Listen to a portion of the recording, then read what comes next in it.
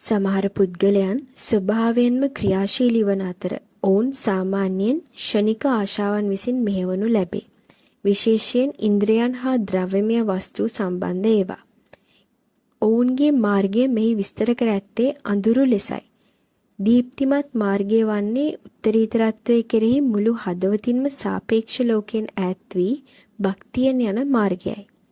මෙහිදී උත්තරීතරත්වයේ පුනරුත්පත්ති වන භගවාන් ශ්‍රී කෘෂ්ණ සාපේක්ෂ පුද්ගලයන්ගෙන් හෝ වෙනස් වන ලෝකයට බැඳී සිටින අය නැවත නැවතත් ඉපදෙන ආකාරය පැහැදිලි කරන අතර නිරපේක්ෂ හෝ උත්තරීතරත්වයේ සමග එක්වන ප්‍රඥාවන්තයන් මෙම චක්‍රයෙන් නිදහස් වන්නේ කෙසේද යන්නත් පැහැදිලි කරයි.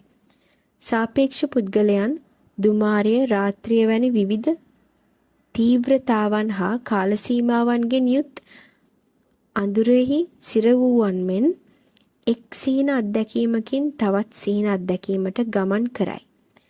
සීන ප්‍රියජනක හෝ භයානක විය හැකි නමුත් ඒවායේ ස්වභාවය හුදෙක් දෘශ්‍යමාන හා පුනාවර්තනය වන තත්වයන් පමණි. යමෙකු සම්පූර්ණයෙන්ම අවදි වනතුරු මෙම සීන අඛණ්ඩව පවතී.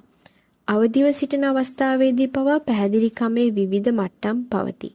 එබැවින් පෙර පරිච්ඡේදයක ප්‍රඥාවන්තයන් බොහෝ ජන්මයන්ගෙන් පසුව අවසානයේ උත්තරීතරත්වය වෙත ළඟා වන බව භගවාන් පවසා ඇත.